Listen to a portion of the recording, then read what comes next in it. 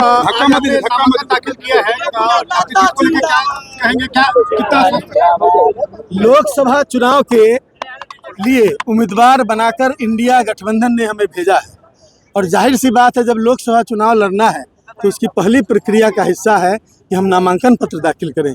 हम आज नामांकन पत्र दाखिल किए और हमारे नेता नामांकन सभा में यहाँ उपस्थित थे। माननीय तेजस्वी प्रसाद यादव जी, माननीय मुकेश सहनी जी, माननीय अब्दुल बारी सिद्दीकी साहब और तमाम बड़े नेता जो समाजवादी विचार के हैं, जिन लोगों ने कर्पूरी जी के विचारों को आत्मसात करने का काम किया है। इसलिए इस धरती पर यहाँ की जनता ने उन्हें उनका हार्दिक अभिनंदन और स्वागत किया है। और तेजस्वी प्रसाद जी इस बात के साथ एक बात छोड़ गए कि यदि तेजस्वी को बिहार का मुख्यमंत्री बनाना है तो आपको ये उजियारपुर सीट जिताना होगा। तो इस बात के साथ उन्होंने इस बात को विस्तार पूर्वक नहीं कहा, लेकिन यह बात सही है कि यदि केंद्र में उनकी सरकार बन गई तो शायद यहाँ पर हमें सरकार बनाने में डिस्टर्बेंस पैदा करें, इसलिए ये संकेत उन्होंने दिया। और बिहार उजियारपुर की जनता समस्तीपुर का सांसद बनाते जब उन्होंने बनाया था अपने आशीर्वाद से, तो 2004 से 9 के बीच में जो कार्य हुए, माननीय लालू प्रसाद जी के नेतृत्व में जो रेल मंत्री थे, माननीय रघुवंश प्रसाद सिंह, जो स्वर्गीय रघुवंश प्रसाद सिंह जिनके जो ग्रामीण विकास विभाग मंत्री थे, ये तमाम मंत्रियों के मदद से और वर्ल्ड बैंक से लेकर तमाम नबार्ड ऋण योजना तक हम लोगों ने 950 किलोमीटर सड़क बनाकर बिहार ही नहीं, उजियारपुर नहीं, बिहार में मिसाल कायम करने का काम किया था। जनता इन चीज़ों को देखती है कि इस जिला को पिछड़े जिला का दर्जा आलोक कुमार मेहता ने बहुत ही लड़ाई करके दिलाया था, देश के 100 पिछड़े जिलों की श्रेणी में शामिल कराया, जिसकी वजह से विकास की धारा बह गई यहाँ और विभिन्न तरह के फंड, सम विकास योजना और सर्व शिक्षा अभियान से लेकर तमाम तरह के फंड यहाँ पर आए, अतिरिक्त फंड्स आए, जिससे यहाँ का विकास हुआ। और यह अनवरत चलता रहा और आज उन दिनों को लोग याद करते हैं कि पिछले 10 वर्षों में क्या हुआ, पिछले 15 वर्षों में क्या हुआ। जनता जानना चाहती है कि 15 वर्षों में क्या हुआ।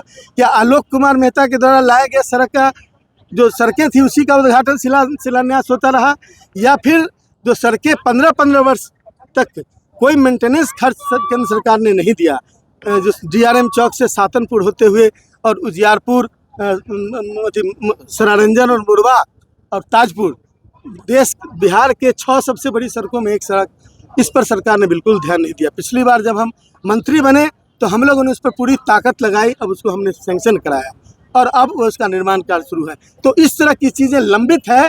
जनता चाहती है कि इन चीज़ों का, ये जो सड़कें बनी उसका मेंटेनेंस हो और सड़कों का चौड़ीकरण हो।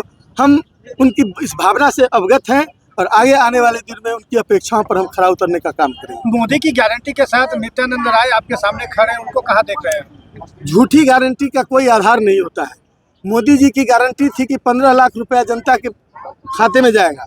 मोदी जी की गारंटी थी कि 2 करोड़ रोजगार प्रति वर्ष यहाँ के नौजवानों को दिया जाएगा। मोदी जी की गारंटी थी कि बिहार को विशेष राज्य का दर्जा दिलाया जाएगा। यदि ये सारी गारंटियां फेल हो गई तो अब मोदी जी के किसी गारंटी पर जनता का विश्वास नहीं। क्या इस बार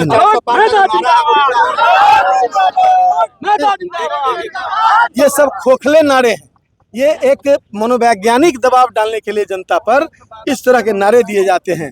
जिनको देखना है, जिनको सर्वे करना है, समस्तीपुर और उजियारपुर जैसी जमीन पर बिहार के विभिन्न क्षेत्रों में, और अब तो हमें पता चला कि देश के विभिन्न क्षेत्रों में जाकर रियल टाइम सर्वे करें तो उनको पता चल जाएगा कि 200 पार है कि 400 पार है। आज जो है प्रथम चरण का चुनाव हो रहा 4 जिलों में हुआ है, क्या कहिएगा, उसका क्या रुझान आ रहा है? हम कयासों के आधार पर कुछ नहीं बोलते। रियलिस्टिक रिजल्ट जब आएगा तो उस पर उसके बाद आप टिप्पणी करें, पूछेंगे तो मैं करूँगा। धन्यवाद।